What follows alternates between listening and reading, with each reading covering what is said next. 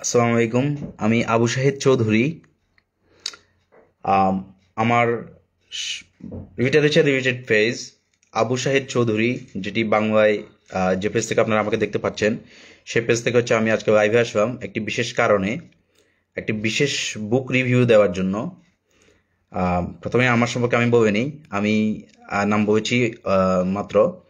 আমি মূলত একজন লেখক বা লেখকের চেষ্টা করি, লেখক বলবো না নিজেকে। মানে লেখক বলতে যদি আমি স্পেসিফিক জনরার পরিচয়টা দিই, তাহলে সেক্ষেত্রে হচ্ছে আমি কবিতা লিখি মূলত। এবং এ পর্যন্ত আমার প্রায় দুটি বই প্রকাশিত হয়েছে। দুটি বই, তার মধ্যে প্রথম যেটি ছিল সেটি হচ্ছে যৌথ কাব্য একটি, শব্দের মিছিল। এবং আমার দ্বিতীয় বইটি এবারের বইমেলায় 2025 সালের বইমেলায় প্রকাশিত হয়, যেটির নাম হচ্ছে মহাকালের ফিনিক্স। তো এইটুকু হচ্ছে আমার জাস্ট সামান্য পরিচয়। এবং আজকে হচ্ছে আমি মূলত আমার পরিচয় দেওয়ার জন্য বা আমার জিনিসপত্র পড়ানোর জন্য, মানে বলার জন্য আমি আসিনি। আজকে আমি যেটার জন্য আসছি সেটা হচ্ছে আমি একটি বিশেষ বুক রিভিউ দেওয়ার জন্য আসছি। আহ, এবং সেই রিভিউটি আমি হচ্ছে আপনাদের একজন বিশেষ মানুষকে নিয়ে, আরও একজন বিশেষ মানুষ যে বইটি লিখেছেন সেই বইটি সম্পর্কে আমি হচ্ছে কিছু আলোচনা করব। আহ, মানে এটার ভিতরে কি আছে বা কি আসে বিষয়, কি কি গল্প বা কি কি আসে বিষয় আছে। আমি আজকে রিভিউ করব ডক্টর ইজাজ স্যারের লেখা হুমায়ুন আহমেদের কে নিয়ে হচ্ছে আমাদের যে বই। এবারের বই হয় তার দুটি বই প্রকাশিত হয় ডক্টর ইজাজ স্যারের। তার মধ্যে একটি বই হচ্ছে হুমায়ুন স্যারের চোখের জল। এই বইটি হচ্ছে আজকে আমি রিভিউ করব। আপনারা সময় প্রকাশন থেকে এই বইটি প্রকাশিত হয় এবারের বইমেলায়, হুমায়ুন স্যারের চোখের জল। তো বইটি হচ্ছে খুবই মানে ছোট একটি বই, এত বেশি বড় কিছু না। প্রায় 64 পৃষ্ঠার একটি বই। আপনি হচ্ছে এক বসাতেই হয়তো বা এটা পড়ে শেষ করে ফেলতে পারবেন। 64 পৃষ্ঠা আসলে বেশি কিছু না, এবং এখানে পৃষ্ঠাগুলোতে এত বেশি কনজেস্টেডই হচ্ছে আপনার, বা অনেক বেশি কিছু জিনিসপত্র লেখা হয়নি। খুব সিনসাম একটা বই। তবে হচ্ছে হুমায়ুন আহমেদ সম্পর্কে এবং হচ্ছে ডাক্তার এজাজের যে উত্থান একজন অভিনেতা হিসেবে, সেই বিষয়গুলো কিভাবে উত্থানটা ঘটেছিল, কার বদৌলতে, কার দান্যতায় ঘটেছিল, বদান্যতায় ঘটেছিল, এবং কিভাবে তিনি হচ্ছে ডাক্তার এজাজ, তিনি হচ্ছে হুমায়ুন আহমেদ স্যারের সাথে তিনি হচ্ছে কিভাবে সম্পর্কিত ছিলেন, এবং এই বিষয়গুলো হচ্ছে মূলত আলোচনা করা হয়েছে। পাশাপাশি হচ্ছে অনেক জীবন ঘনিষ্ঠ বিষয় আসলে এখানে তুলে ধরা হয়েছে।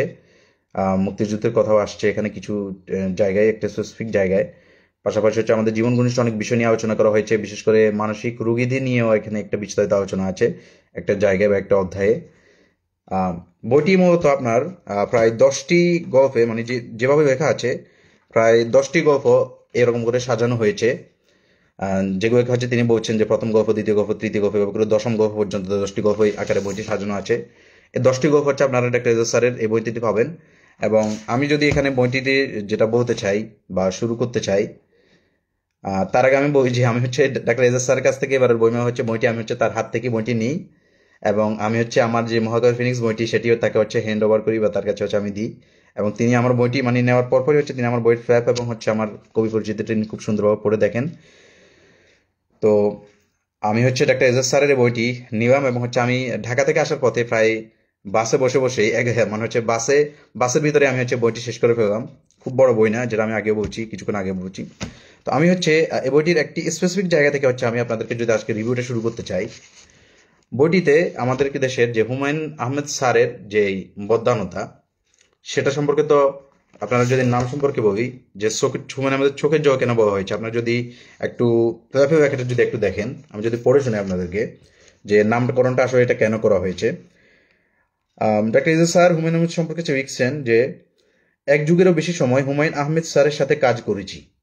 তার ত্যাগ নিষ্ঠা দেখেছি, মহানুভবতা দেখেছি, আনন্দ উচ্ছ্বাস দুঃখ বেদনা দেখেছি, টপ টপ করে পড়া চোখের জল অনুভব করেছি, শ্রাবণ মেঘের কান্নায় তার বিদায় দেখেছি। অর্থাৎ তিনি হচ্ছে ডাক্তার এজাজ স্যার হুমায়ুন আহমেদের সাথে তার পরিচয় হওয়ার পর থেকে হুমায়ুন আহমেদের যে মৃত্যু, ততদিন পর্যন্ত হুমায়ুন আহমেদের সাথে তার যোগাযোগ ছিল। এবং তিনি মূলত হুমায়ুন আহমেদ স্যারের মধ্যকার যে আপনার মানবিক যে বিষয়গুলো, নাম শুনে বুঝতে পারছেন যে চোখের জল, মানবিক যে বিষয়গুলো হুমায়ুন আহমেদের যে বিষয়গুলো হচ্ছে মানবতাকে স্পর্শ করেছে, হুমায়ুন আহমেদের যে মানবিক জিনিসগুলো হচ্ছে ডাক্তার এজাজকে হচ্ছে আকর্ষণ করেছে, বিশেষ করে তার জীবনের ক্ষেত্রে, মানে বিশেষ করে ডাক্তার এজাজের উত্থানের ক্ষেত্রে একজন অভিনেতা হিসেবে সেই বিষয়গুলো কিন্তু তিনি এখানে তুলে ধরেছেন। আমি হচ্ছে একটা স্পেসিফিক পেজ থেকে হচ্ছে শুরু করবো, সেটা হচ্ছে বইটির 31 নম্বর পেজ থেকে আমি যদি আপনাদেরকে একটু পড়ে শোনাই।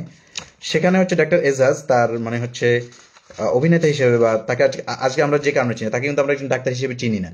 ডাক্তার হিসেবে তাকে চেনার চেয়ে বেশি চিনি তাকে একজন অভিনেতা হিসেবে। তো এখন অভিনেতা হিসেবে যে তার উত্থানটা, সেটা আসলে কিভাবে ঘটেছিল সেই জিনিসটা হচ্ছে তিনি মূলত দেখাচ্ছেন বা বলছেন। আমি যদি একটু পড়ে শোনাই। তিনি হচ্ছে আমাদের সমাজের একটা বাস্তবতা দিয়ে শুরু করেছেন, বাস্তবতার কথা বলেছেন, যেটি হচ্ছে বলেছেন যে 31 পৃষ্ঠা আমি যেটা দেখতে পাচ্ছি, মামা ছাড়া এদেশে কোনো কাজ হয় না, কাউকে কাউকে বলতে শুনেছি, একটুও বিশ্বাস করিনি কথাটা। জীবনের যত সামান্য সফলতা আমার, তার পিছনে সামান্যতম ভূমিকা নেই কোনো মামার। আমার জীবনে আমার যোগ্যতাই আমার মামা। অর্থাৎ এখানে কিন্তু একটা মারাত্মক কথা ডাক্তার এজাজ স্যার বলে ফেলেছেন। তিনি কিন্তু মানে হচ্ছে মামা চাচার জোরে কখনো কিন্তু কিছু করেননি, এবং এর কারণে এই মামা চাচার জোরে করেননি বা মামা চাচা ধরতে পারেননি, এর কারণে কিন্তু তিনি হচ্ছে তার যে অভিনয় জীবনটা শুরু করার যে তার প্রয়াস ছিল বা তার যে আকাঙ্ক্ষা ছিল সেটি কিন্তু শুরু করতে পারেননি। তিনি হচ্ছে বাংলাদেশ টেলিভিশনে বা বিটিভিতে তিনি হচ্ছে মানে এই বইটাতে এই কথাগুলো লেখাচ্ছে, বিটিভিতে তিনি হচ্ছে মানে হচ্ছে ইন্টারভিউ দিয়েছিলেন, অডিশন দিয়েছিলেন। অডিশন দেওয়ার পর বিটিভি তিনি তালিকাভুক্ত একজন শিল্পী হিসেবে তিনি কিন্তু লিস্টেড ছিলেন। তারপরেও কিন্তু তিনি নিয়মিত কাজের ডাক পাননি, বা নিয়মিত কেন মানে কাজের ডাকই পাননি, সহজ কথা। তাহলে এরপরে হচ্ছে কি হয়, তখন হচ্ছে উনি মানে তিনি আক্ষেপগুলো হচ্ছে তিনি বলেন। এর পরবর্তীতে কি হয় সেটা হচ্ছে আমরা একটু জানার চেষ্টা করি। আমরা হয়তো বা অনেকেই গেস করতে পারছেন যে আসলে কি হয়, বা অনেকে এই ঘটনাগুলো জানেন, বা যারা জানেন না তাদের জন্য আমি বলছি। তো ডাক্তার যেটা বলছেন, সেদিন টেলিভিশনের শুটিং সেট থেকে যখন প্রযোজক আমাকে গেট আউট বলে বের করে দিবে, এটি যে যখন বললাম যে তিনি হচ্ছে মূলত ডাক্তার এজাজ এখানে বলছেন যে তিনি ওই যে বিটিভি স্টেট শিল্পী ছিলেন। তারপর যখন শিল্পী থাকার পরে তিনি হচ্ছে কাজে ডাক পাননি। তারপর তিনি হচ্ছে তার একজন পরিচিত একজনের সাথে কথা বলে, মানে তিনি হচ্ছে একজন প্রযোজক, বা যেটাকে বলা হয় যে আপনার এই এটাকে বলা হয় ডিরেক্টর, তার সাথে হচ্ছে তিনি হচ্ছে কাজ করার জন্য মানে এরকম আগ্রহ প্রকাশ করে তার কাছে যান। এখন ডিরেক্টরের সাথে তিনি কিন্তু বা প্রযোজকের সাথে তিনি কিন্তু সরাসরি যোগাযোগ করতে পারেননি। তিনি হচ্ছে যোগাযোগ করেছেন কার সাথে, প্রযোজকের যে সহকারী আছে তার সাথে যোগাযোগ করবেন। আচ্ছা, প্রযোজকের সহকারী তাকে বলে যাচ্ছে ঠিক আছে তুমি আসো, শুটিং এর দিন আসো, তোমাকে একটা রো দিয়ে দিবে বা এই কথা বলবো। তো শুটিং এর দিন যখন তিনি গেলেন, প্রযোজকের সাথে তো তার আগে থেকে কথা হয়নি। এখন যখন তিনি গেলেন তখন দেখলেন যে ডাক্তার এজাজ স্যার কিন্তু আপনারা দেখছেন খুব খুব ছোটখাটো একজন মানুষ, খুবই মানে খরবাগার, মানে আমি খরবাগার বলবো না, ওনাকে হচ্ছে জাস্ট এটা হচ্ছে আমি জাস্ট বললাম আর কি, মানে ওনার যে কারণে হচ্ছে ওনাকে এই রিজেকশনটার পোহাতে হলো। উনি অনেক ছোটখাটো একজন মানুষ, দেখতে বোঝা যায় যে তার বয়স এত বেশি হয়নি তখন। এখনো মানে আমরা হয়তো বা তাকে এত বেশি বয়স দেখি না, বা তাকে হচ্ছে আমরা সিরিয়াস বিষয়গুলোতে তেমন একটা অভিনয় করতে আমরা দেখিনি। মানে হচ্ছে তাকে হচ্ছে ফানি টাইপের জিনিসগুলোতে, বাট ও তখন হচ্ছে ফানি টাইপ না, বাট তখন হচ্ছে তার বয়স কম থাকার কারণে বা তার দৈহিক আকারের কারণে তুই যখন ডিরেক্টরের সামনে যান তখন হচ্ছে ডিরেক্টর তার সহকারী বলছে এই ছবিটি কে। তখন হচ্ছে মানে সহকারী যে তখন তাকে বলে যে মানে এই ছবিটিকে হচ্ছে আমি করছি বা এই যে কাজগুলো। ডিরেক্টর তখন মানে ডিরেক্টরের সাথে কথা না বলার কারণে, ডিরেক্টরকে মানে তোষামত না করার কারণে, ডিরেক্টরের সাথে যোগাযোগ না করার কারণে ডিরেক্টর তখন তাকে ডিরেক্ট গেট আউট বলে তাকে সেট থেকে বের করে দেয়, শুটিং সেট থেকে, মানে শুটিং এর সেট থেকে তাকে বের করে দেয়। তো সেই বিষয়টি তিনি এখানে বলছেন যে সেদিন টেলিভিশনের শুটিং সেট থেকে যখন প্রযোজক আমাকে গেট আউট বলে বের করে দিব, তখন কেন জানি মনে হয় এখানে মামা বিষয়টা প্রযোজ্য। তখন তার মানে একটা সংশয় ঢুকে গেল যে আসলেই তো এদেশে তো দুর্নীতি ছাড়া, মামা চাচার জোর ছাড়া তো আসলে কিছু হওয়ার মানে হয় না আসলে। তখন তার মনে এই ধারণাটা এবার বদ্ধমূল হতে লাগলো। যদি প্রযোজ্য হয় তাহলে মামার অনুগ্রহে টেলিভিশনে কাজ করার সিদ্ধান্ত বাদ দিলাম। এখানে কিন্তু তিনি তার আত্মসম্মান বোধ যেটা, সেটাকে কিন্তু তিনি তারপরও ধরে রাখলেন, এবং তিনি বলবেন যে যদি মামা চাচার জোরে যদি আমাকে কাজ করার যদি প্রয়োজন হয়, আমার মামা চাচার জোরে কাজ করার দরকার নেই, আমি নিজের যোগ্যতা বোধ যদি কাজ করতে পারি তাহলে করবো, আর যদি সেটা না করতে পারি তাহলে আমার করার দরকার নেই। এই যে আত্মসম্মান বোধটি, সেটি তিনি বজায় রেখেছিলেন। এবং আমরা জানি যে প্রত্যেক ভালো মানুষেরই আত্মসম্মান বোধটা বজায় রাখা উচিত, বজায় রাখা দরকার জীবনের শেষ দিন পর্যন্ত। এবং ডাক্তার এজাজ যে আসলে একজন ভালো মানুষ সেটা আমরা অলরেডি দেশবাসী এখন জানে, সবাই জানে যে আমরা সবাই জানি। তার সম্পর্কে যারা কিছু জানে না তারাও জানে যে তিনি হচ্ছে খুব অল্প ফি দিয়ে হচ্ছে তিনি রোগী দেখেন একজন ডাক্তার হিসেবে। এটা কিন্তু তার মানে সবচেয়ে বড় একটা ভালো মানসিকতার পরিচয় যেটাকে আমরা বলি। তো তিনি তখন বলবেন যে তিনি অভিনেতা হওয়ার স্বপ্ন বাদ দিবেন। তখন একবার কি হলো, মানে ডাক্তার এজাজের যখন হুমায়ুন আহমেদের সাথে স্যারের সাথে পরিচয় হওয়ার পর হুমায়ুন আহমেদ স্যারের সাথে মানে হচ্ছে পরিচয়টা কিভাবে হলো, এমনি এটা সম্ভবত আপনার ডাক্তার এজাজের একজন বড় ভাই ছিলেন বা আপনার কেউ একজন ছিলেন যার কাছে হচ্ছে ডাক্তার এজাজ যান। তিনি জানতেন যে ওখানে হুমায়ুন আহমেদ স্যার আগে থেকে আসা যাওয়া করেন, এবং তিনি জানতেন যে হুমায়ুন আহমেদ স্যার মানে হচ্ছে নাটকের যে জিনিসগুলো, মানে নাটকের যে শুটিং বা নাটক বানানোর কাজগুলো তিনি করেন। তো ডাক্তার এজাজ চিন্তা করেন যে আমি হচ্ছে নাটকের কাজগুলো মানে পাই কিনা হুমায়ুন আহমেদ স্যারের সাথে যোগাযোগ করে। তো তখন তিনি হচ্ছে ওনার অফিসে গেলেন, যাওয়ার বদলতে হচ্ছে তিনি হুমায়ুন আহমেদ স্যারের সাথে দেখা করার সেই সুতোটা খুঁজে হচ্ছে তিনি তার সাথে দেখা করেন হুমায়ুন আহমেদ স্যারের সাথে। তো তখন থেকে হচ্ছে হুমায়ুন আহমেদ স্যারের সাথে ডাক্তার এজাজের পরিচয়। পরিচয় হওয়ার পর যখন যেটা হলো, তারপর হচ্ছে মানে তাদের পরিচয়টা মানে বেশি দিনের না, বেশি দিনের পরিচয় না হওয়ার পরেও তারপরে যখন এই 31 পৃষ্ঠে আমরা যেটা তিনি লিখলেন যে হুমায়ুন আহমেদ স্যার যখন আপনারা জানেন যে গাজীপুরে যে নুহাস পুবি যেটা এখন আমরা জানি, এই নুহাস পুবির জায়গাটা কিন্তু ডাক্তার এজাজ কিন্তু হুমায়ুন আহমেদ স্যারকে ব্যবস্থা করে দিয়েছিল, এবং এটা সম্পূর্ণ তত্ত্বাবধান করেছিল কিন্তু ডাক্তার এজাজ। ঠিক আছে। তো এই হুমায়ুন আহমেদ স্যারকে নুহাস পুবির জায়গাটা কিনে দেওয়ার ব্যাপারে সহযোগিতা করা বা এই কাজগুলো করার জন্যই কিন্তু ডাক্তার এজাজের প্রতি হুমায়ুন আহমেদ স্যারের একটা সফট কর্নার ছিল, এবং পরবর্তীতে কিন্তু অনেকগুলো কাজে হচ্ছে ডাক্তার এজাজকে আমরা হচ্ছে সেখানে হচ্ছে তাকে হচ্ছে তিনি সুযোগ দেন। তো ওই কথাগুলো হচ্ছে তিনি এখানে বলছেন যে বেকাবেকির জন্য একটা বাগান বাড়ির স্বপ্ন ছিল হুমায়ুন স্যারের, তিনি আমাকে বলবেন সে কথা। নুহাস পবির জন্য জায়গা খুঁজে বের করলাম, স্যার জায়গা দেখে আসবেন নুহাস চলচ্চিত্রের কাকরাই অফিসে। আমিও আসলাম স্যারের সঙ্গে, স্যার তার চেয়ারে বসা, আমি সামনে। হঠাৎ করে দেখলাম স্যারের মুখ লাল, চোখে পানি, চোখ মুছতে মুছতে তিনি বললেন, ডাক্তার, আমার জীবনে বড় স্বপ্ন ছিল একটা বাগান বাড়ি, যেখানে যে আমি দেখাবেখি করব। তুমি আমার শেষ স্বপ্ন পূরণ করেছো, তোমাকে আমি কিছু দিতে চাই, বলো কি চাও। স্যারের চোখে পানি, আমার চোখেও পানি। আমি বললাম, আপনার সঙ্গে কাজ করতে চাই স্যার, আর কিছু না। অর্থাৎ হ্যাঁ, মানে ডাক্তার এজাজ কিন্তু আসলে সুযোগ বুঝে তিনি হচ্ছে তার কথাটা বলে দিলেন। এবং আম, হুমায়ুন স্যার যেটা বলবেন যে হুমায়ুন স্যারের স্নেহধন্য হয়ে আবার অভিনয়ে ফিরলাম। এবং তিনি হচ্ছে যে বিটিভির অ্যাডমিনিস্ট্রেটিভ হয়েও তিনি হচ্ছে অভিনয় করতে পারেননি, কিন্তু হুমায়ুন আহমেদ স্যারের একটা উপকার করে দেওয়ার কারণে বা হুমায়ুন আহমেদ স্যারের সাথে একটা সম্পর্ক তৈরি হওয়ার কারণে হুমায়ুন আহমেদ স্যার কিন্তু তাকে সেই সুযোগটা করে দিবেন। তারপর তিনি যেটা বলছেন যে তার জিনিসগুলো মানে হচ্ছে তিনি বলছেন যে হুমায়ুন স্যারের স্নেহধন্য হয়ে আবার অভিনয়ে ফিরলাম। টেলিভিশনের শুটিং সেট থেকে গেট আউট হওয়া ডাক্তার এজাজ পরবর্তীতে অনেক টেলিভিশন নাটকে অভিনয় করেছে, অনেক দর্শকের মনে জায়গা করে নিয়েছে, অনেক অনেক সিনেমায় অভিনয় করেছে, জাতীয় চলচ্চিত্র পুরস্কার পেয়েছে। এক টুকরো বাগান বাড়ি খুঁজে দিয়েছে স্যারকে, এর বেশি আর কিছুই না। এই সামান্য সহযোগিতার জন্য স্যারের প্রতি প্রতি ফোঁটা চোখের পানি কত ভালোবাসা বড় ছিল আমি জানি। অর্থাৎ মানে হচ্ছে মানুষের আসলে ওই যে আমরা একটা কথা বলি যে অনেক সময় যে এভারেজ যে জিনিসটা, সেই জিনিসটা কিন্তু মানুষের প্রয়োজন। এখন এভারেজ জিনিসটা আসলে জীবনের কোন পর্যায়ে আসবে বা কার হাত ধরে আসবে, এটা কিন্তু আমরা আসলে কেউই জানি না। এই কারণে আমাদের জীবনে আসলে চেষ্টা করে যাওয়া উচিত, এবং হচ্ছে সৃষ্টিকর্তার উপর ভরসা রাখা উচিত, এবং নিজের যে আত্মসম্মান বোধ সেটা আসলে ধরে রাখা উচিত, যেটা আমরা হচ্ছে ডাক্তার এজাজের যে জীবন কাহিনী, যেটা তিনি হুমায়ুন স্যারের চোখের জল এই বইটিতে তিনি উল্লেখ করেছেন, সেখানে আমরা দেখতে পাচ্ছি। আমি হচ্ছে আরো কিছু স্পেসিফিক বিষয় নিয়ে হচ্ছে আমি এখানে একটু আলোকপাত করব। বইটির ইন্ট্রোডাক্ট জিনিসপত্র সম্পর্কে তো আমি বললাম, যে স্পেসিফিক জিনিসপত্রগুলো নিয়ে আমি একটা আলোকপাত করার চেষ্টা করব সেগুলো হচ্ছে আমি যদি বলতে চাই, সেটা হচ্ছে এরকম। আমি যদি একটু দেখি, আম, আচ্ছা, আমি যদি বই 34 পৃষ্ঠায় যাই, সেখানে আমি আরো একটি ইনসাইট পাবো, জীবন ঘনিষ্ঠ একটি ইনসাইট। সেখানে এক পর্যায়ে ডাক্তার এজাজ এমন একটি কথা বলেন যেটি হচ্ছে আমাদের জীবনের মানে ফিলোসফির ক্ষেত্রে বা আমাদের জীবন পরিচালনার ক্ষেত্রে আমাদের ক্ষেত্রে অনেক সহায়ক হবে। তিনি যে কথাটি বলবেন সেটা হচ্ছে এরকম, জীবনে এমনভাবে কাজ করে যাওয়া উচিত, এমন কাজের মধ্যে নিজেকে জড়ানো উচিত যে কাজ তাকে সৎ থাকতে বাধ্য করে।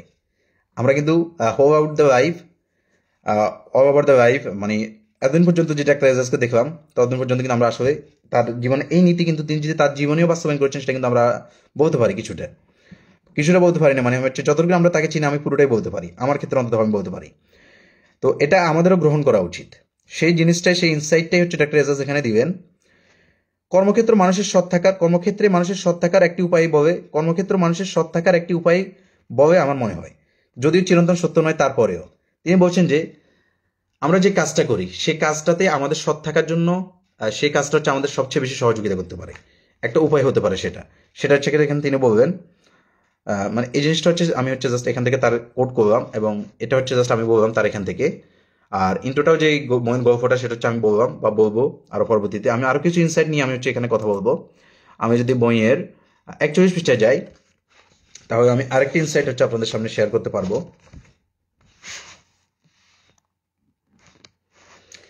যেটা তিনি বললেন।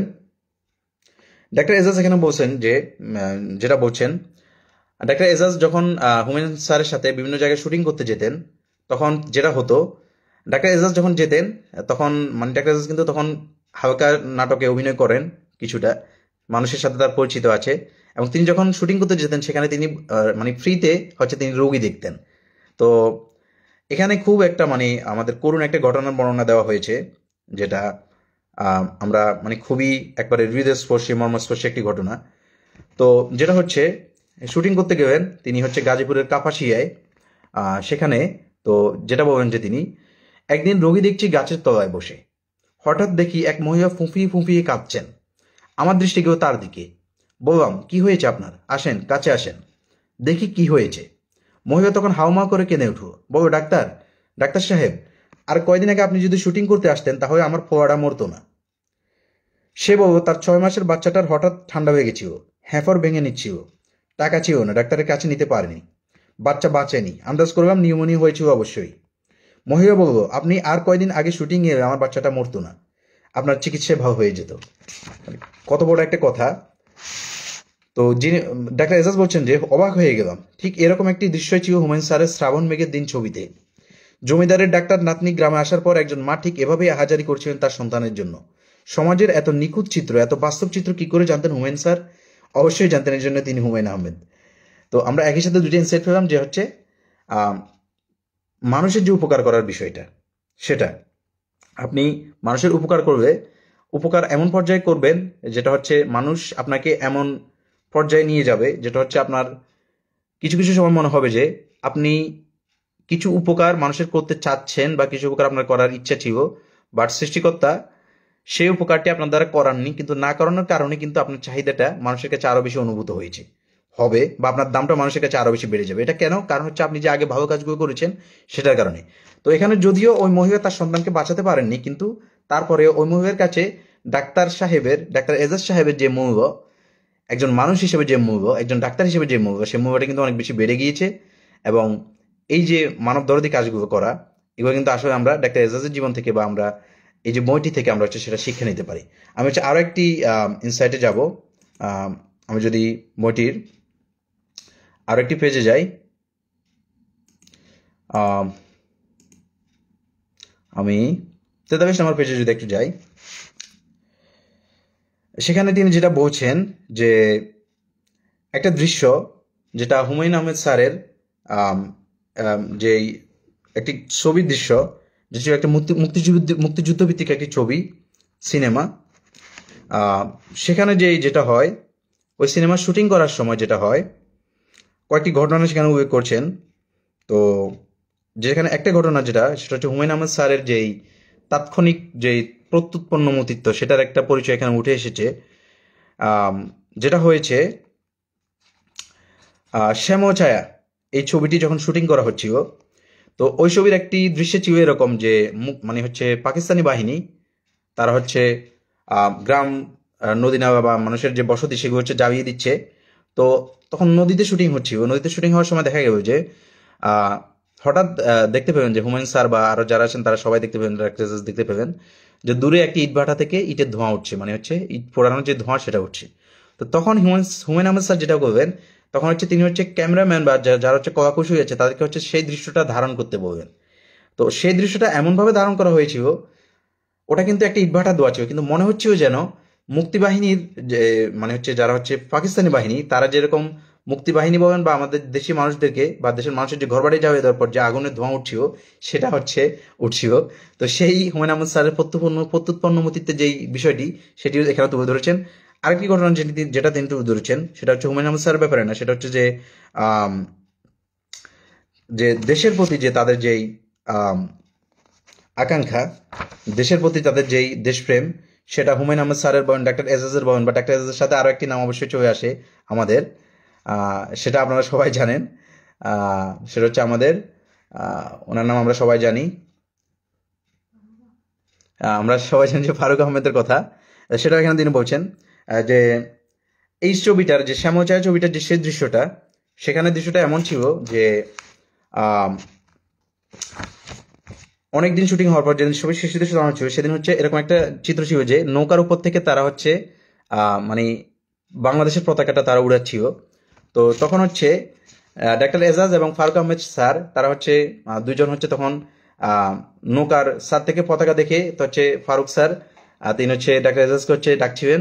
তারা তো সেখানে মানে সিনেমার চরিত্র, তারা ডাকছিলেন এবং ফারুক স্যার ডাক্তার এজাজকে ডেকে বলছেন যে ওস্তাদ পতাকা পতাকা।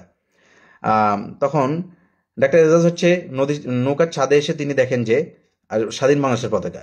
তো তারা মনে হচ্ছে বাংলাদেশের পতাকা দেখে ডক্টর এজাজ স্যার এবং ফারুক আহমেদ স্যার এমন করে হাওমা করে কেঁদে উঠলেন যে মানে হচ্ছে ওই দৃশ্যটি ধারণ করার জন্য তাদেরকে কয়েকবার নিতে মানে হচ্ছে তারা হচ্ছে দৃশ্যটি ধারণ করার সময় তারা হচ্ছে আবেগী হয়ে উঠছিলেন, আবেগ হয়ে মানে তারা হচ্ছে কান্না করছিলেন, মানে স্বাধীনতা যুদ্ধে যে ভয়াবহতা তারা সেটা দেখেছিলেন।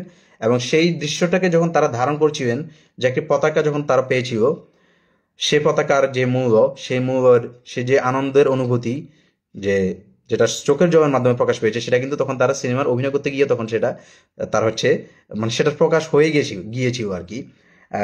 এবং তখন এটা কয়েকবার ধারণ করতে হয়েছিল।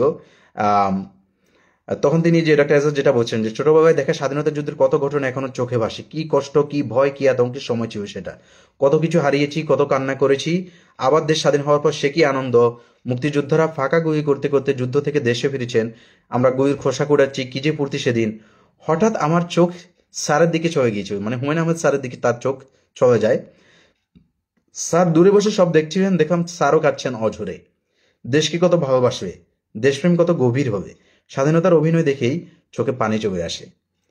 আসলে মানে আমরা যদি আমাদের মানে হচ্ছে ইন্ডিভিজুয়ালিজম থেকে যদি আমরা চিন্তা করি, ব্যক্তি সত্তা থেকে যদি চিন্তা করি, মানুষের ব্যক্তি সত্তার গভীরে যার যেই ট্র্যাজেডিগুলো থাকে, সেই ট্র্যাজেডিগুলোর ঘটনা যখন ভবিষ্যতের বা বর্তমানে কোনো একটা ঘটনার সাথে সে রিলেট করতে পারে, তখন কিন্তু তার ওই মন খারাপের বিষয়টা কিন্তু অবশ্যই চলে আসে। এবং সেক্ষেত্রে ডক্টর এজাজ স্যার বলেন, ফারুক আহমেদ স্যার বলেন, বা আমাদের হুমায়ুন আহমেদ স্যার বলেন, তাদের সকলের কিন্তু সেই আবেগটি, সেই ট্র্যাজেডিটি তাদের জীবনে সেটি ছিল।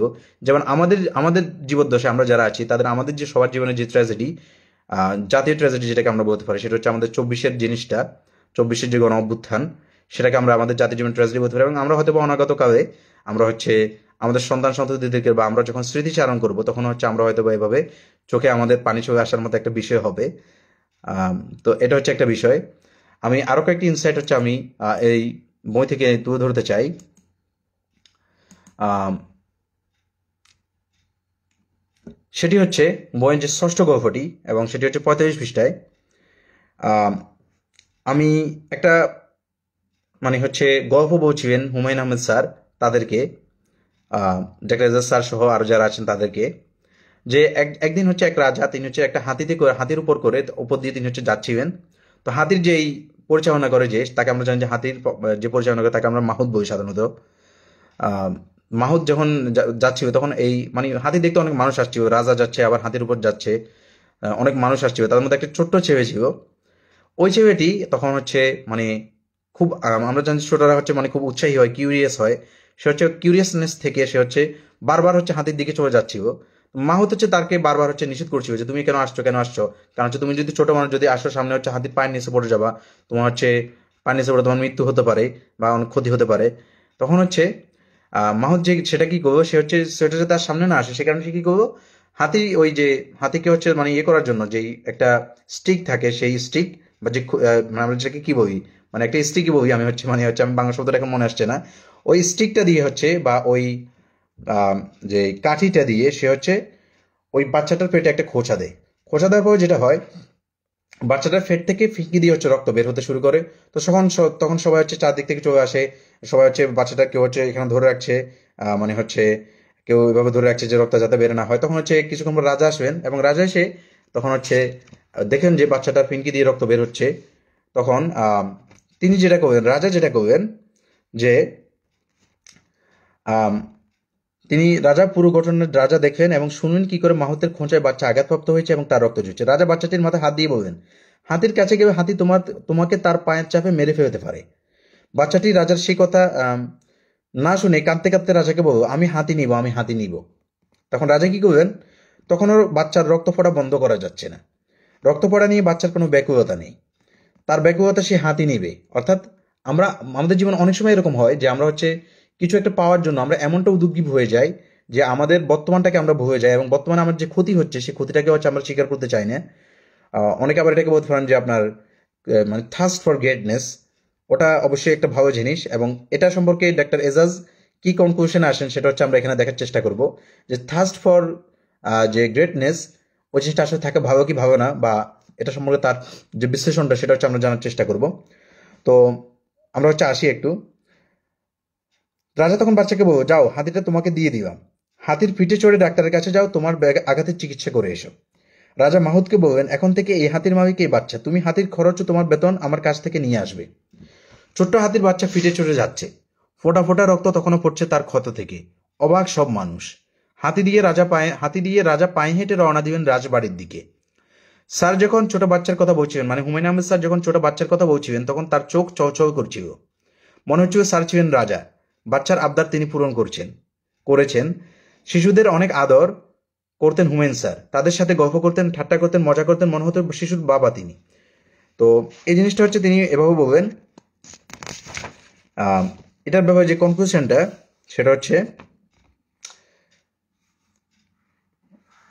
তিনি যেটা বলবেন, বাচ্চাদের ব্যাপারে তিনি যেটা বলবেন,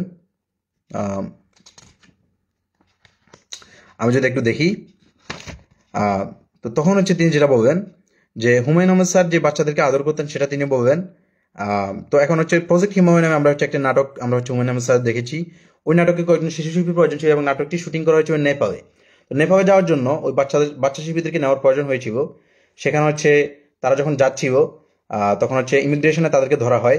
বলা হয় যে বাচ্চাদের যেহেতু 18 বছর যাদের পূর্ণ হয়নি, তাদের পূর্ণ হয়নি যেহেতু, বাচ্চাদের অভিভাবক লাগবে অবশ্যই তাদেরকে দেশের বাইরে নেওয়ার জন্য। তখন হচ্ছে হুমায়ুন আহমেদ স্যার যেহেতু মানে একজন প্রভাবশালী লেখক এবং তার পরিচিত অনেক বেশি, তারপর তখন হচ্ছে তিনি সহ আরও অন্যান্যরা অনুরোধ করবেন যে আমরা নিব, আপনারা হচ্ছে ব্যবস্থা করে দিন, বাচ্চাদের অভিভাবক লাগবে না। বাট হচ্ছে ইমিগ্রেশন কর্মকর্তারা মানে রাজি হচ্ছে না। তখন হচ্ছে হুমায়ুন আহমেদ স্যার হচ্ছে নিজে হচ্ছে সেখানে সই করে দিয়ে বাচ্চাদের সমস্ত দায়িত্ব হচ্ছে তিনি নেবেন এবং হচ্ছে তিনি তাদেরকে হচ্ছে নেপালে নিয়ে গেলেন এবং তাদেরকে এমনভাবে তাদেরকে ট্রিট করবেন যে কোনো একটা বাচ্চারও কোনো সমস্যা হয়নি, ন্যূনতম সমস্যা হয়নি, এবং তাদেরকে হচ্ছে তিনি ঠিকভাবে শুটিং করে আবার দেশে কিন্তু ফিরিয়ে আনবেন। এই জিনিসটা হচ্ছে মানে হুমায়ুন আহমেদ স্যার বাচ্চাদের কি হচ্ছে তিনি কিভাবে আদর করতেন সেটা হচ্ছে তিনি বলবেন। এবং আরও একটি কথা বলবেন যে ইরাক যুদ্ধের একটা ঘটনা। আপনারা ইরাক যুদ্ধ চলার সময় যখন হচ্ছে হুমায়ুন আহমেদ স্যার একটি নাটক বানিয়েছিলেন, সেই নাটকটির নাম হচ্ছে চৈত্র দিনের গান। সেখানে একটি মানে হচ্ছে হেল্পারকে দেখানো হয়েছিল যারা হচ্ছে মানে বাড়ির কাজ করে, সেই যারা হচ্ছে যাদেরকে আমরা কি বলি রাজমিস্ত্রি বলি সম্ভবত, ওদের যে একজন হেল্পার তাকে দেখানো হয়েছিল, একটা ছেলে, ছোট ছেলে। সে হচ্ছে জানতে পারলো যে টিভির মারফতে যে ইরাকে হচ্ছে ছোট ছোট শিশুরা তারা হচ্ছে পানি না পেয়ে মারা যাচ্ছে। তখন সে হচ্ছে মানে অনেকদিন ধরে সেই নাটকটির দৃশ্যে দেখা যায় যে সে হচ্ছে পানি খায় না, পানি পান করে না। যে ইরাকে শিশুরা যদি পানি পান না পায় তাহলে সে নিজেও পানি পান করবে না, সে প্রয়োজন পিপাসায় মারা যাবে। তো ওই সংলাপটি তখন কিন্তু শিশুটির সংলাপটি তখন বলছিলেন কিন্তু ডাক্তার এজাজ। তো সংলাপটি যখন ডাক্তার এজাজ বলছিলেন, তখন ইরাকি শিশুদের সেই কথাটি মনে এসে ডাক্তার এজাজ নিজে হচ্ছে তখন মানে হচ্ছে মানে কান্না করছিলেন, এরকম একটা ভাব তার চলে আসছিল। দৃশ্য যখন শেষ হয়ে গেল, তখন হুমায়ুন স্যারের দিকে তিনি হচ্ছে দেখলেন এবং তিনি দেখলেন যে হুমায়ুন স্যার হচ্ছে নিজের চোখ থেকে তিনি হচ্ছে কান্না মুছছেন, পানি মুছছেন, চোখের পানি। তো চশমা করে চার চোখ মুছছেন এবং হচ্ছে ডাক্তার এজাজ চিন্তা করছেন যে আসলে হুমায়ুন আহমেদ স্যার তিনি হচ্ছে কোনো রাজনীতিবিদ ছিলেন না, কোনো মানে পাওয়ারফুল পলিটিক্যাল এন্টিটি ছিলেন না, যা দিয়ে তিনি হচ্ছে ওই ইরাক যুদ্ধ বন্ধ করার জন্য বা ইরাকের শিশুদেরকে উন্নত করার জন্য কোনো একটা পদক্ষেপ তিনি নিতে পারবেন। বাট তিনি যেটা করবেন, তার যে সামর্থ্য আছে, তার যে ক্রিয়েটিভিটি, সেটার মাধ্যমে হচ্ছে তিনি এই জিনিসটা তুলে ধরবেন মানুষের কাছে এবং এর মাধ্যমে তিনি হচ্ছে তার যে কাজ সেটি হচ্ছে তিনি পূরণ করবেন, কাজটা সম্পূর্ণ করবেন। এবং মানে হচ্ছে মানবতার প্রতি বা শিশুদের প্রতি যেই হুমায়ুন আহমেদ স্যারের যেই মানে হচ্ছে যেই দরদ ছিল, সেই দরদটি হচ্ছে বারবার তিনি হচ্ছে এই ডাক্তার এজাজ স্যার এই বইটিতে তুলে ধরেছেন। এবং এই যে গল্পটি বা এই যে দৃশ্যটি, এই দৃশ্যটির শেষে কিন্তু আমরা এটাই দেখতে পেয়েছি যে হুমায়ুন আহমেদ স্যারের চোখের জল বইটির নামকরণ কেন করা হয়েছে। ডাক্তার এজাজ বলছেন, কোথায় কত দূর ইরাক, কোথায় সেখানকার অদেখা অজানা সব শিশু, তাদের জন্য হুমায়ুন স্যারের কি গান না। তো আমরা হচ্ছে হুমায়ুন আহমেদ স্যারের যেই মানবিক বিষয়গুলো, সেগুলোর কয়েকটি জিনিস আমরা এখানে পেলাম। আমরা দেখলাম অনেকগুলো বিষয় এবং আমরা হচ্ছে আরও অনেকগুলো বিষয় দেখব। আমরা যদি আরেকটি বিষয় যাই, সেটি হচ্ছে আমার কাছে এই বইটির সবচেয়ে ইন্টারেস্টিং যে বিষয়টা লেগেছে, বইটির সপ্তম গল্পে যেটা আছে, সে বিষয়টাতে আমি চলে যাব। এবং এটি হচ্ছে আমার এই বইয়ের ভিতর সবচেয়ে বেশি ইন্টারেস্টিং আমার কাছে যেটা লেগেছে, যে মানসিক রোগী যারা আছে তাদেরকে হচ্ছে আমরা মনে করি যে তারা হচ্ছে মানে তাদেরকে হচ্ছে তো আমরা অপ্রকৃতিস্থ বলে থাকি বা তাদের যে আচরণ সেটাকে অস্বাভাবিক বলে থাকি। বাট আপনি যদি তার পার্সপেক্টিভ থেকে চিন্তা করেন, তার পার্সপেক্টিভ থেকে তার আচরণটা কিন্তু অস্বাভাবিক না, বা তার এই আচরণের কারণ কি, সে কারণ বা তার এই অবস্থায় আসার কারণ কি, সেই কারণটাও কিন্তু আপনি কখনো অনুসন্ধান করেন না, বরং আপনি হচ্ছে তাকে মানে ম্যালট্রিটমেন্ট যেটাকে বলে, আপনি তাকে হচ্ছে সেই খারাপ ব্যবহারটা আপনি করেন তার সাথে। আম, সেটা হচ্ছে মানে এই বিষয়টা এখানে তুলে ধরা হয়েছে, একজন মানসিক রোগীর গল্প তুলে ধরা হয়েছে এখানে। মানে সপ্তম গল্পের প্রথমে তিনি যেটা বলছেন, ডাক্তার এজাজ স্যার, সাধারণত মানুষ যাদের পাগল বলে, বৈজ্ঞানিকভাবে তাদের পাগল বলা অপরাধ, উচিত মানসিক রোগী বলা। এখন আরও সুন্দরভাবে মনোরোগী বলা হয়, বলার জন্য সবাইকে অনুরোধ করা হয়। মনোরোগীকে পাগল বলে অসম্মান করা হয়, কারণ পাগল শব্দের মাঝে কেমন জানি একটা উপহাস, ঘৃণা, তাচ্ছিল্য ভাব আছে। তাই মনোরোগীকে উপহাস করা, ঘৃণা করা মহা অন্যায়। মানবিক এবং সামাজিক দিক থেকে এটি অপরাধ। একটা মেয়ের কথা বলছেন, একটা মহিলার কথা বলছেন, যে মহিলাটির বিয়ে হয়, তার বাবা ছিলেন একজন শিক্ষিত মানুষ। তিনি মেয়েকে লেখাপড়া শিখাচ্ছিলেন, শিখাতে গিয়ে তিনি হচ্ছে, এবং তার জীবনে তিনি যে চাকরি করেছিলেন সেখানে হচ্ছে তিনি কোনো দুর্নীতি করেননি, যার কারণে তিনি হচ্ছে অনেক অর্থ সম্পদের মালিক হতে পারেননি। তো তিনি তার মেয়েকে বিয়ে দিবেন একজন ছেলের কাছে। এখন তার জামাই আসে, তার জামাই, যে মেয়ের জামাই, যে সে হচ্ছে মেয়েটাকে হচ্ছে অনেক ধরনের মানে হচ্ছে নির্যাতন করে, করার পর হচ্ছে মানে নির্যাতন সেটাকে করে, মেয়ে তার নির্যাতন সবকিছু মেনে নেয়, সে মুখ বুঝে সহ্য করে বা মেনে নেয়। বাট একদিন যেটা হলো, সে হচ্ছে মেয়েকে তো অপমান করে করে তার বাবাকে পর্যন্ত অপমান করে, বাবার পরিবারের মানুষকে বা বাবাকে পর্যন্ত অপমান করে, বিশেষ করে বাবাকে অপমান করে। মেয়েরা কিন্তু তার বাবাকে কিছু মানে বাবার কিছু হলে মেয়েরা কিন্তু সেটা মেনে নিতে পারে না, বা বাবার অপমান তারা কিন্তু সহ্য করতে পারে না সাধারণত। তো একদিন হচ্ছে এরকম, ওই মেয়ের বাবা আর হচ্ছে আহ, ওই যে জামাই, সে হচ্ছে বসে এরকম ভাত খাচ্ছিল, তার হচ্ছে খাচ্ছিল। খাওয়ার সময় বলবো যে মেয়ের বাবা যেটা বলবো যে, বাবা আমি তোমার জন্য বেশি কিছু আয়োজন করতে পারিনি, আমি জাস্ট হচ্ছে তোমাকে জাস্ট এই আমার ডাল ভাত অল্পটুকুর আয়োজন করেছি। আহ, তো এটা জাস্ট করেছি, মানে কিছু মনে করো না। তখন মুখের সামনে, মানে মেয়ের বাবার মুখের সামনে, মানে শ্বশুরের মুখের সামনে জামাই যেটা বলবো যে, বাবা সবসময় কিন্তু আহ, এরকম মানে হচ্ছে নীতিবান থাকলে বা সবসময় এরকম কিন্তু আপনার নীতি নৈতিকতার উপর থাকলে কিন্তু চলে না, নীতি নৈতিকতাতে কিন্তু আপনার পেট চলে না, জীবন চলে না। এই কথাটি যখন বলবেন তখন বাবা কিন্তু মানে মুখের উপর তবদা খেয়ে বসে থাকবেন, এবং তিনি হচ্ছে খুবই কষ্ট পেবেন। এবং যেটা হলো যে মেয়েটির বাবা মারা যায়, এবং পরবর্তীতে মানে হচ্ছে এই ধরনের জিনিসপত্রগুলো বা এটার কারণে বা এটার ফলস্বরূপ বা ওটা অবশ্যই হতে পারে। তো এটার কারণে বাবা মারা যায়। পরবর্তীতে মেয়েটির মাও মারা যায়, ওই মহিলার মাও মারা যায়। এখন মারা যাওয়ার পর হচ্ছে যেটা হয় যে, তিনি যেটা করবেন যে ধীরে ধীরে আস্তে আস্তে তার মানে অবস্থা খারাপ হতে থাকে মানসিক টেনশন এই জিনিসগুলোর কারণে। তো একদিন হচ্ছে তিনি স্বামীর সঙ্গে তিনি রাগ করে হচ্ছে বাসা থেকে বের হয়ে গেলেন। তখন তার বাবা বেঁচে নাই, মায়ের কষ্টের সংসার সেখানে তিনি যাননি, তিনি তার এক বান্ধবীর বাসায় গেলেন। বাসায় তার বান্ধবীর বাসায় তো বেশি দিন থাকা সম্ভব হবে না, কারণ সেটা তো আপন লোক না। চলে আসলেন আবার, আবার স্বামীর বাসায় আসেন। স্বামীর বাসায় আসার পর স্বামী বলবে যে, তুই আমার বাসা থেকে বের হয়ে গেলি, তুই একটা পাগল ছাগল, মানে হচ্ছে তুই আমার বাসা থেকে কেন বের হয়ে গেলি, তোকে আর আমি আমার বাসায় তুলবো না। তখন কিন্তু ওই মহিলার কিন্তু তখন দুটো বাচ্চা, ঠিক আছে, স্বামী কিন্তু তাকে বের করে দিব, মানে বাচ্চাদেরকে সে রাখো আর মহিলাটাকে সে বের করে দিব কেন? কারণ বাচ্চাদেরকে সে খাওয়াতে পারবে, মহিলাটাকে খাওয়ানোর মতো তার সেই জিনিসপত্র তার নাই, কারণ মহিলার বাবা হচ্ছে মানে অর্থবিত্তশালী না। এটাই হচ্ছে আমাদের সমাজের একটা রোগ, যে রোগটা সম্পর্কে আসলে কিরকম একটা বিষয় মানুষের এখনো পর্যন্ত, যে অন্যের কাছ থেকে পাওয়ার যে জিনিসটা বা না পেবে সেটাকে মানে অন্যের কাছ থেকে সে পাবে, সেটাকে সে তার একবার অধিকার মনে করে ফেলে, যেটা সে মানে উপহার হিসেবে পাবে সেটাকে সে অধিকার হিসেবে মনে করে। এটা হচ্ছে তার মানুষের একটা টেন্ডেন্সি। যাই হোক, এটার ফলস্বরূপ কি হবো, মেয়েটাকে হচ্ছে বের করে দিব। মেয়েটা তখন হচ্ছে তার ভাইয়ের বাসায় গিয়ে উঠবো। তো ভাইয়ের সাথে আবার ভাইয়ের বউ থাকে, ভাইয়ের তখন হচ্ছে নতুন বিয়ে করবো। বউ থাকার পর যেটা হলো, ভাইয়ের বউ আবার মানে বুঝে নিত এই জিনিসগুলো। সে হচ্ছে মহিলার সাথে খারাপ ব্যবহার করা শুরু করবো। তখন হচ্ছে একদিন যেটা হলো, ভাইয়ের যে একটা আবার মেয়ে ছিল, সম্ভবত মেয়ে নাকি ছেলে ছিল, আম, আম, সম্ভবত আমি একটু শিওর হইনি।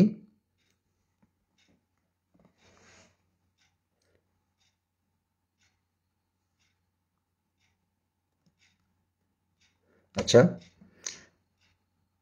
ভাইয়ের একটি ছেলে বা মেয়ে ছিল, এক্স্যাক্টলি আমি জিনিসটা হচ্ছে এখানে দেখলাম। আহ, তখন আম,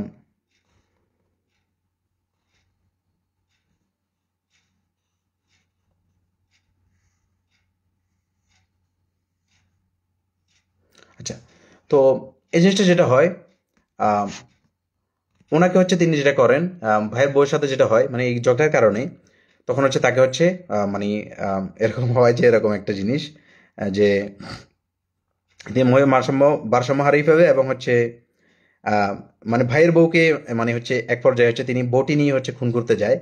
তখন হচ্ছে মানে অবস্থাটা একবার চরম পর্যায়ে পৌঁছে যায় এবং ভাই বলে যে তোমার আর এখানে থাকার দরকার নেই, তোমাকে হচ্ছে আমার মানসিক হাসপাতালে দিয়ে আসবে, এবং তাকে হচ্ছে অবশ্যই সেখানে দিয়ে আসা হয় মানসিক হাসপাতালে। এবং আম, তিনি হচ্ছে যখন ডাক্তার যখন তার সাথে কথা বলছিলেন, তিনি তার ছেলে মেয়ের কথা জিজ্ঞেস করলেন। বলে যে তারা মানে তোমাকে কি দেখতে আসে না? বলে যে তারা বাপসহাগী পাগল মাকে তারা কেউ পছন্দ করে না, একবার দেখতেও আসেনি, ছেলে বিয়ে করেছে, মেয়ে বিয়ে করেছে, বাচ্চাও হয়েছে, তাদের কেউ আসেনি তাকে দেখতে।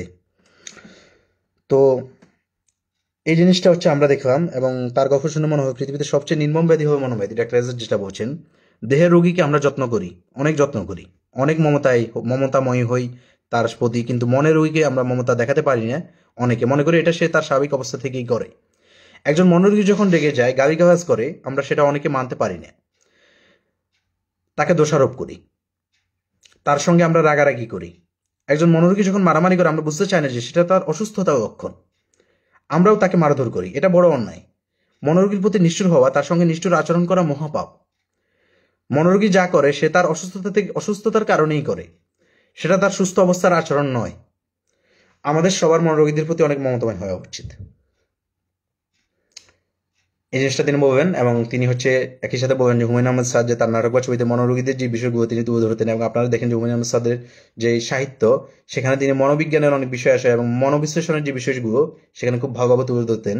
মানসিক রোগী এবং মানসিক যে আচরণগুলো সেগুলোকে তিনি খুব ভালোভাবে ফুটিয়ে তুলতেন এবং মানসিক রোগীদের প্রতি যে সহানুভূতি তিনি হচ্ছে সেটি তিনি দেখাতেন। আচ্ছা, আমি হচ্ছে ওই যে ছেলে বা মেয়ের কথাটা আমি হচ্ছে গুলিয়ে ফেলেছিলাম। ওই যে ডাক্তার এজাজ যে মহিলাটার কথা বলবেন, সেই মহিলাটার মানে ঘটনার সাথে আমি হচ্ছে ডাক্তার এজাজ এখানে আরো একটা ঘটনা বলবেন, যেটা হচ্ছে দুই দুয়ারি নামে একটা ছবি আছে, সিনেমা আছে, সেখান থেকে আমি এই ঘটনাটা একটু গোয়ায় ফেললাম। সেটাও এখানেই বর্ণনা করা আছে। তো দুই দুয়ারি ছবিটাতে যেটা হয় সেখানে হচ্ছে হুমায়ুন আহমেদ স্যারের ভাইয়ের পরিবারে অসুস্থ মনোরোগী বোন থাকে। ভাইয়ের চরিত্রে ছিলেন মরহুম মাসুদ আলী খান এবং বোন চরিত্রে ছিলেন শামীমা নাজনীন। বোন ছিল মনোরোগী, অনেক মায়া করতো সে ভাইয়ের ছোট্ট ছেলে। ওই যে আমি ছোট্ট ছেলে বা মেয়ে যেটা গুলি ফেলেছিলাম, সেটা হচ্ছে এই গল্পের মূলত, যেটা হচ্ছে দুই দুয়ারি একটি সিনেমার, সেই সিনেমার। তো সেই ছেলেকে কেউ কিছু বলে ভাইয়ের বোনটি ভারসাম্য হারিয়ে ফেলতো, খুন করতে যেত সেই মানুষকে মানসিক ভারসাম্য ফিরে আসে, সে বুঝতে পেত তার ভুল এবং কাঁদতো। একবার তার এরকম আচরণের জন্য ভাবির অনুরোধে, মানে হচ্ছে ভাইয়ের বউর অনুরোধে, ভাই তার পায়ে শিকল পরায়। বোন বড় আকুতি করে ভাইকে বলো শিকল খুলে দিতে। আহা, কি যে আকুতি! ডাক্তার এজাজের ভাষা। ছবি কিংবা নাটক যাই হোক, বেশিরভাগ সময়ে স্যার শুটিংয়ে যাওয়ার সময় শিল্পীদের নিয়ে বসতেন, পুরো গল্প শোনাতেন, সংলাপ শোনাতেন। ডাক্তার এজাজ স্যার মানে ডাক্তার হুমায়ুন আহমেদ স্যারের কথা বলছেন ডাক্তার এজাজ। দুই দুয়ারি ছবির গল্প শোনানোর সময় মনোরোগে আক্রান্ত বোনকে শিকল দিয়ে দড়ি বেঁধে রাখবার পর ভাইয়ের কাছে বোনের শিকল খুলে দেওয়ার জন্য কান্না ভরা সংলাপ পড়ার সময় স্যার অঝরে কেঁদেছিলেন। গল্পের চরিত্রের সাথে এভাবে একাত্ম হতে আমার এই ক্ষুদ্র অভিনয় জীবনে আমি কাউকে দেখিনি। সিনেমা দেখবার সময় দর্শকরাও এই অদৃশ্য দেখে কেঁদেছেন। জানি না এই কান্না তাদের মনোরোগীদের প্রতি কতটুকু মানবিক হওয়ার যে শিক্ষা সেটি দিয়েছে কিনা, এটা তিনি বলছেন। তবে মানবিক কিন্তু ডাক্তার এজাজ হয়েছিলেন, মানবিক কিন্তু ডাক্তার হুমায়ুন আহমেদ স্যার কিন্তু হয়েছিলেন। আমরা মানে হচ্ছে খুবই মর্মস্পর্শী একটা জিনিসপত্র পড়লাম এবং যিনি আমিও খুব বেশি আবেগী হয়ে পড়েছিলাম বা পড়লাম। এটাকে হচ্ছে আপনারা ডোন্ট টেক ইজ মানে হচ্ছে অনুভবে নেবেন না। আমরা হচ্ছে জাস্ট আরো কয়েকটি বিষয় হচ্ছে এখান থেকে দেখব। আমরা ডাক্তার এজাজ স্যারের বইটি থেকে আরো কয়েকটি বিষয় দেখব এবং হচ্ছে আমরা যেটা করব, আচ্ছা এই তো ছিল মানে এই জিনিসটা হচ্ছে যে বিষয়গুলো হচ্ছে তিনি বলবেন, এই বিষয়গুলো হচ্ছে আমরা এখান থেকে দেখলাম। শেষে তিনি হচ্ছে অষ্টম গল্পে যেটা তিনি বলবেন, ডাক্তার এজাজ স্যার হুমায়ুন আহমেদ স্যারের সম্পর্কে যেটা তিনি বলবেন যে হুমায়ুন আহমেদ স্যার তার গ্রামে, যে গ্রামটার নাম আমরা হচ্ছে সবাই জানি, তিনি হচ্ছে একটি স্কুল প্রতিষ্ঠা করেন। আমরা জানি হুমায়ুন আহমেদ স্যার ডাক্তার জাফর ইকবাল ওনাদের বাবার যে ছিলেন তার নাম ছিল ফয়জুর রহমান, শহীদ ফয়জুর রহমান, তিনি মুক্তিযুদ্ধে শহীদ হয়েছিলেন। তো স্যার হচ্ছে তার গ্রামের বাড়িতে তার বাবার নামে একটি রাস্তা করেন, সেই রাস্তাটির নাম হচ্ছে শহীদ ফয়জুর রহমান সড়ক। সেই রাস্তাটি করেন এবং হচ্ছে তিনি হচ্ছে একটি স্কুলও করেন, যে স্কুলটি হচ্ছে তার মায়ের অনুরোধে তিনি করেন, হুমায়ুন আহমেদ স্যারের মায়ের অনুরোধে তিনি করেন। যে স্কুলটি হচ্ছে মানে করেন হচ্ছে যেটার কারণে, সেটা হচ্ছে আমরা সবাই জানি যে গ্রামের ছেলেমেয়েরা হচ্ছে শিক্ষার যে সুযোগ পায় না, সুযোগ থেকে বঞ্চিত, সেই শিক্ষার সুযোগগুলো তাদেরকে তৈরি করে দেওয়ার জন্য তিনি হচ্ছে এই স্কুলটি করেন। আম, তো যেটা তিনি বলবেন হুমায়ুন আহমেদ স্যার, ওই স্কুলটার কথা এখানে বলবেন তিনি, আর হচ্ছে সড়কটার যে একটা উদ্বোধনের চিত্র সেটা হচ্ছে তিনি এখানে তুলে ধরবেন। এবং সেখানে হচ্ছে তিনি আহ, তার মানে বাবার প্রতি, যে বাবার জন্য তিনি কিছু একটা মরণোত্তরভাবে করতে পেরেছেন, একটা রাস্তার নামকরণ তার বাবার নামে করতে পেরেছেন। তিনি মানে এই যে হুমায়ুন আহমেদ স্যার, তখন হচ্ছে তার একটা মানে হচ্ছে বর্ণনা আছে, আপনারা পড়ে নেবেন বইটি, হচ্ছে আপনারা বিস্তারিত পড়তে পারবেন। আহ, এখন নবম গল্প এবং দশম গল্পে যেটা হয়, যে যেটা বই তিনি শেষ করবেন, যে আমরা আমরা আজকের যে বিষয়টা সেটা হচ্ছে এই বইটার এই কথাটি পড়ে হচ্ছে আমরা শেষ করার চেষ্টা করব। তিনি যেটা বলবেন,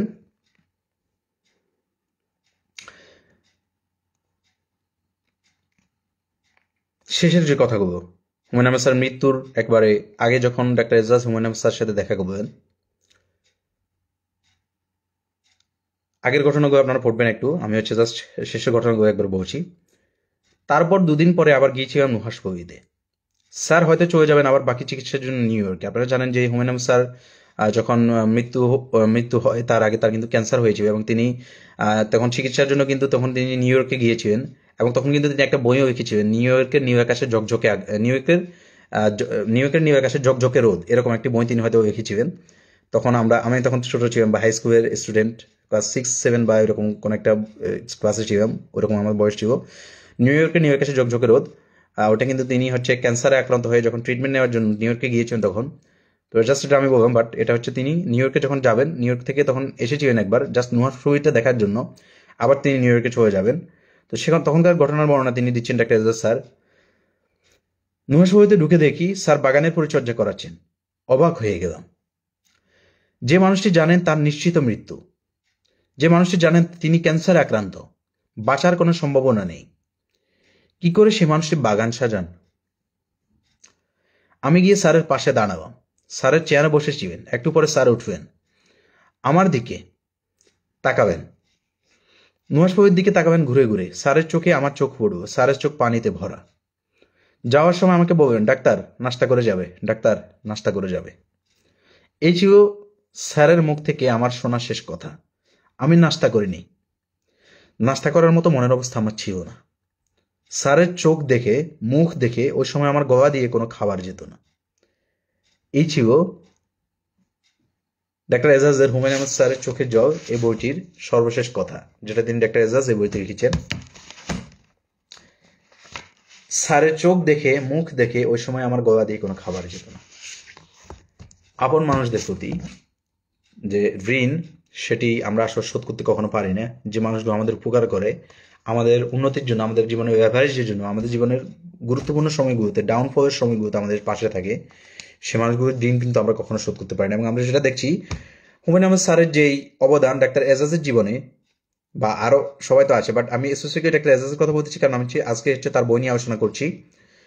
সেই ঋণটি কিন্তু একজন কৃতজ্ঞ মানুষের মধ্যে কিন্তু ডাক্তার এজাজ বারবার স্মরণ করে যাচ্ছেন, এবং সেটা কিন্তু সবার কাছে তিনি প্রচারও করছেন তার বইয়ের মাধ্যমে। হুমায়ুন আহমেদ স্যারের নিয়ে তিনি হচ্ছে যে বইগুলো লিখছেন বা যেই কথাগুলো বলছেন সেগুলোর মাধ্যমে কিন্তু তিনি কৃতজ্ঞ চিত্তে সেটা স্মরণ করে যাচ্ছেন। এবং আমি মনে করি হুমায়ুন আহমেদ স্যার তিনি কতটুকু বই লিখে জনপ্রিয় হয়েছেন বা কতটুকু তিনি জনপ্রিয়তা অর্জন করেছেন, এটি আমার কাছে মানে স্পেসিফিক আমি আমার কথা বলবো না, বা আমি ডাক্তার এজাজের কথাই বলি, তার কাছে এটি বোধহয় ওটা মুখ্য বিষয়। আমার কাছে, আমার দৃষ্টিতে যেটা মনে হয় যে তার কাছে এটা মুখ্য বিষয় না। মুখ্য বিষয় ছিল ডাক্তার এজাজের জীবনে একজন হুমায়ুন আহমেদ স্যার একজন মানুষ হিসেবে যে অবদানটি তিনি রাখতে পেরেছেন, যেই প্রভাবটি তিনি বজায় রাখতে পেরেছেন, সেটি কিন্তু ডাক্তার এজাজকে আজও কিন্তু হুমায়ুন আহমেদ স্যারের কথা মনে করিয়ে দিচ্ছে। এবং যার ফলশ্রুতিতে হুমায়ুন আহমেদ স্যার শুধু নিজের সৃষ্টিতে যে বেঁচে আছেন ব্যাপারটা কিন্তু এরকম না, বরং তার সৃষ্টির পরেও তার সৃষ্টি নিয়ে অনেক আভাবাসনা হতে পারে, বাট তার যে মানবিকতা, তার যে মানুষের প্রতি অবদান, সেটার কারণেও কিন্তু তিনি আরো নতুন নতুন মানুষ তাকে নিয়ে সৃষ্টি রচনা করছে। তারই একটি উদাহরণ হচ্ছে আমাদের হুমায়ুন স্যারের চোখের জল এই বইটি। এবং এই বইটি যদি যতদিন পর্যন্ত এই বইটি আমরা পাবো বা বাজারে থাকবে বা এই বইটি বেঁচে থাকবে, ততদিন পর্যন্ত কিন্তু মানুষ ডাক্তার এজাজ স্যারের কথা তো অবশ্যই মনে রাখবে, তার সাথে সাথে কিন্তু হুমায়ুন স্যারের কথাও মনে রাখবে। তাহলে এক্ষেত্রে কিন্তু মানুষের যে মনে যে প্রকৃত জায়গা করতে পারাটা, জীবিত মানুষের মনে সৃষ্টিশীলতার আলোচনা তো অবশ্যই হবে, বা ব্যক্তি মানুষ হিসেবে আমরা যে আমাদের মানুষের মনে জায়গা করে নেওয়া বিষয়টা, সেটা কিন্তু এই বইতে হুমায়ুন আহমেদ স্যারের বিষয়টি কিন্তু আমরা দেখতে পেলাম। এবং ডাক্তার এজাজের বিষয়টাও আমরা দেখতে পেলাম যে তিনি হুমায়ুন আহমেদ স্যার যারা যে উপকৃত হয়েছেন সেই উপকারগুলো কিন্তু তিনি কৃতজ্ঞ চিত্তে স্মরণ করছেন।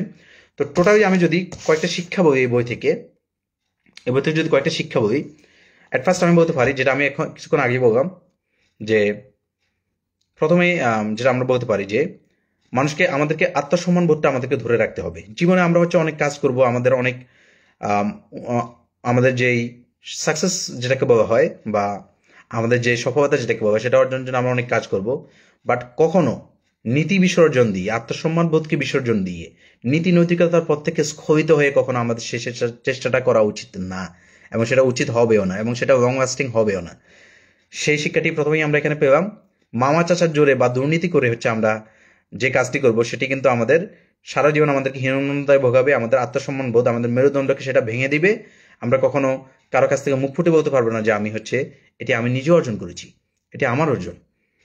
দ্বিতীয় যে শিক্ষাটি আমরা পেলাম সেটি হচ্ছে একজন মানসিক রোগীর প্রতি বা মানুষের প্রতি আমাদের কিন্তু সদয় হওয়া উচিত, যেটা হুমায়ুন আহমেদ স্যার তার যারা কলাকুশলী বা যারা তার আশেপাশে ছিলেন সবার প্রতি তিনি এই সদয় ভাবটা তিনি সবসময় বজায় রেখেছিলেন, যেটা হুমায়ুন আহমেদ স্যারের কাছ থেকে আমি মনে করছি ডাক্তার এজাজ স্যারের কাছে সংক্রমিত হয়েছে, হতে পারে হয়তোবা, অবশ্যই হয়েছে কিছু না কিছু পরিমাণে হয়েও।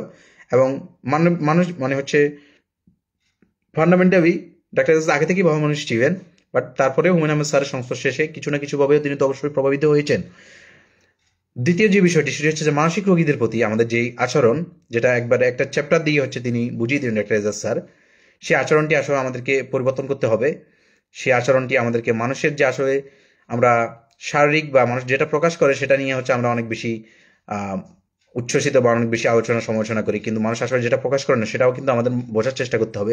বিশেষ করে একজন মানুষের আশেপাশে লোকজন যারা আছে, পরিচিত জন যারা আছে, যারা মানুষের কাছে হোক, তাদেরকে কিন্তু অবশ্যই জিনিসটি বিবেচনা করতে হবে। তাহলেই মূলত আমরা পরিপূর্ণ মানবিক মানুষ হিসেবে মানুষের যেই মন যেটা আছে, মনের কারণে মানুষ মানুষ বলি, মন থেকে আমরা মানুষ বলি, সে মানুষকে মন মন বুঝিয়ে আমরা কিন্তু মানুষ হতে পারবো প্রকৃতপক্ষে। আমাদের নিজেকে চিনবে, আমরা হচ্ছে আমাদের আশেপাশের মানুষজনকে চিনবে, নিজেকে চেনার মাধ্যমে আশেপাশের মানুষজনকে চিনবে, হচ্ছে তখন আমরা পরিপূর্ণ মানুষ হতে পারবো। সর্বশেষ যেই জিনিসটি হচ্ছে যিনি বলবেন ডাক্তার এজাজ স্যার, আমাদেরকে আমরা জীবনে অনেক কিছু অর্জন করব, জীবনে অনেক মানুষের সহায়তা পাবো, বা অনেক মানুষ আমাদের ক্ষতি করবে, কিন্তু আমাদেরকে কখনো অকৃতজ্ঞ হয়ে চলবে না। কৃতজ্ঞ হওয়া তো মানে পরের কথা, অকৃতজ্ঞ আমাদেরকে হতে হওয়া যাবে না। যে আমার জীবনে যে যে অবদানটি রেখেছে, যে মানুষটি যে অবদানটি রেখেছে, তাকে অবশ্যই তার সেই অবদানের কথা আমাকে অবশ্যই স্বীকার করতে হবে। এবং এই কথাটি কিন্তু আমরা through out the life doctor Ejaz যেটা হচ্ছে এখন পর্যন্ত বলে যাচ্ছেন ডাক্তার হুমায়ুন আহমেদ স্যারের কথা, আমরা যেন আমাদের জীবনে যারা হচ্ছে এইরকম অবদান রাখে তাদের সেই অবদানের কথা যাতে আমরা ভুলে না যাই, তাদেরকে বরং তাদের সেই অবদানের কারণেই হচ্ছে আমরা তাদেরকে হচ্ছে আমরা যাতে আরো বেশি প্রমোট করি, তাদের সেই ভালো মানুষটাকে আরো বেশি প্রমোট করি, নিজের যেই তার মাধ্যমে আমরা নিজেকে হচ্ছে আমরা একজন ভালো মানুষ হিসেবে পরিচয় করাতে পারবো, এবং তার সাথে আমাদের কৃতজ্ঞতা বোধটাকে আমরা যাতে আরো বেশি প্র্যাকটিস করি, সেই প্রত্যাশা আমরা করি। এবং সর্বশেষ যেটি বলবো, ভালো মানুষ হওয়ার যে বিষয়টি, একসাথে সর্বশেষ কথা, যে বিষয়টি আজ ডাক্তার এজাজ স্যারকে উদ্বুদ্ধ করবো হুমায়ুন আহমেদ স্যারকে নিয়ে এরকম একটি বই লেখার জন্য, সেই ভালো মানুষ যাতে আমরা হতে পারি, জীবনে অনেক কিছু অর্জন করবো, অনেক সৃষ্টিশীলতা, অনেক কিছু অনেক অর্জন থাকবে, কিন্তু ভালো মানুষ যদি না হতে পারি, তবে আলটিমেটলি মানুষ আসলে আমাদেরকে আজকে ডাক্তার এজাজ হুমায়ুন আহমেদ স্যারকে যেরকম অ্যাপ্রিসিয়েট করছে, যেরকম মানবিক দৃষ্টিতে আমাদেরকে তার সাথে পরিচয় করিয়ে দিচ্ছে, আমরা কিন্তু হুমায়ুন আহমেদ স্যারকে বেশি দিন দেখি নাই। বা আমাদের যেই এখন যে পিরিয়ডটা চলছে আমাদের, আমরা সচেতন অবস্থা সবচেয়ে, এই অবস্থায় কিন্তু আমরা হুমায়ুন আহমেদ স্যারকে আমরা পাইনি, বাট তিনি আমাদেরকে সেভাবে পরিচয় করিয়ে দিচ্ছেন তার সাথে কতটুকু মানবিক মানুষ ছিলেন হুমায়ুন আহমেদ স্যার। তো এইরকম ভাবে যেন আমরাও যেন মানুষের কাছে আমাদেরকে পরবর্তী জেনারেশন যারা আছে সাকসেসর যারা আছে, তারা যেন আমাদেরকেও মানুষের সাথে ওভাবে পরিচয় করিয়ে দেয়, সেই রকম একটা মানবিক মানুষ, সেই রকম মানুষের উপকার করে যাওয়ার সেই বিষয়টি কিন্তু আমাদের সবার মধ্যে থাকতে হবে।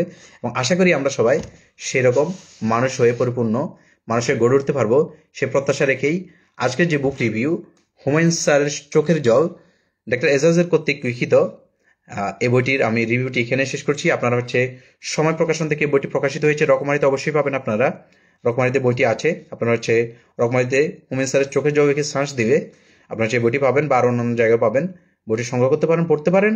এবং হুমায়ুন স্যার সম্পর্কে যাদের জানার আগ্রহ আছে তারা অবশ্যই পড়তেবেন, তাদের জন্য এটা একটা অবশ্য পাঠ্য বিষয়। পাশাপাশি যারা মনে করেন যে ডাক্তার এজাজ সম্পর্কে জানবেন বা আসলে একটা ভালো বই পড়ার যদি আপনার কোনো ইচ্ছে বা আকাঙ্ক্ষা থাকে, বাট খুব কম সময়ের মধ্যে এবং সেটাও খুব সহজ ভাষায় লিখিত, তাহলে একটি বাংলা বই, ভালো বাংলা বই, সেটি আমি আপনাদেরকে সাজেস্ট করবো যে হুমায়ুন স্যারের চোখে জল, এই বইটি আপনারা পড়বেন। এবং আশা করি আপনার যদি এই বইটি সম্পর্কে কোনো মতামত থাকে বা আমি আজকে যে কথাগুলো বললাম সেগুলোর সাথে কোনো দ্বিমত বা সেগুলোর সাথে কোনো কিছু জিনিসপত্র যেটা আপনি এগ্রি করতে পারছেন না, সেই জিনিসপত্রগুলো আপনি অবশ্যই কমেন্ট বক্সে উল্লেখ করবেন, অবশ্যই আমাকে জানাবেন এবং আমরা এটা নিয়ে অবশ্যই আলোচনা করব। আলোচনাটা অবশ্যই চলবে। আমি মনে করি যে ভালো জিনিস নিয়ে আলোচনাটা হওয়াটা উচিত। আমাদের যে নেগেটিভিটিতে যেই সমাজটা ভরে গেছে, এই নেগেটিভিটি থেকে আমাদের বেরিয়ে এসে বই নিয়ে আলোচনা করা, জ্ঞান নিয়ে আলোচনা করা, শিক্ষা ও শিক্ষিত মানুষ নিয়ে আলোচনা করা, ভালো মানুষ নিয়ে আলোচনা করার বিষয়গুলো, সেগুলো আরও বাড়ানো উচিত। সে প্রয়াস থেকে কিন্তু আমি আজকের বইটির এই যে রিভিউটি সেটি তুলে ধরলাম। আশা করি আপনারা সবাই ভালো আছেন। আপনাদের প্রথম রমজান আগামীকাল শুরু হবে। আজকে আপনারা তারাবি পড়ে এসেছেন। আপনাদের আগামীকাল যাতে প্রথম রমজানটি ভালোভাবে শুরু হয় এবং সারা এক মাস আপনারা যাতে সংযমের সাথে সিয়াম সাধনা করতে পারেন এবং ধর্মীয় অনুশাসনের মধ্য দিয়ে আপনারা যেই হুমায়ুন স্যারের চোখে এই বইটিতে যেই শিক্ষাগুলো আমি উল্লেখ করলাম বা শিক্ষাগুলোর কথা বলা হয়েছে, সেগুলো যাতে ওই ধর্মীয় প্র্যাকটিসের মাধ্যমে আপনারা সেগুলো অর্জন করতে পারেন, পাশাপাশি অ্যান্ড বিয়ন্ড তারও বেশি অর্জন করতে পারেন, সেই প্রত্যাশা আমি রাখি। সেই প্রত্যাশা রেখেই সবাইকে শুভকামনা জানিয়ে আজকের এই হুমায়ুন স্যারের চোখের জল বইটির বুক রিভিউ আমি এখানে শেষ করছি। ধন্যবাদ সবাইকে।